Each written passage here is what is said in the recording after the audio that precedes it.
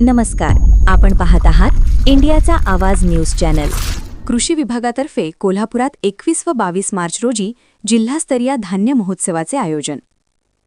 शेतकऱ्यांनी पिकवलेला दर्जेदार शेतीमाल थेट ग्राहकांपर्यंत पोहोचावा या उद्देशाने महाराष्ट्र शासन कृषी विभागाच्या वतीने कोल्हापुरात दिनांक 21 व 22 मार्च 2026 रोजी सकाळी 9 ते सायंकाळी 9 या वेळेत जिल्हास्तरीय धान्य महोत्सवाचे आयोजन करण्यात आले आहे.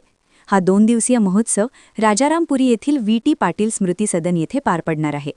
या महोत्सवाचे उद्घाटन 21 मार्च 2026 रोजी माननीय पालकमंत्री श्री प्रकाश आंबेडकर यांच्या उपस्थितीत संपन्न होणार आहे.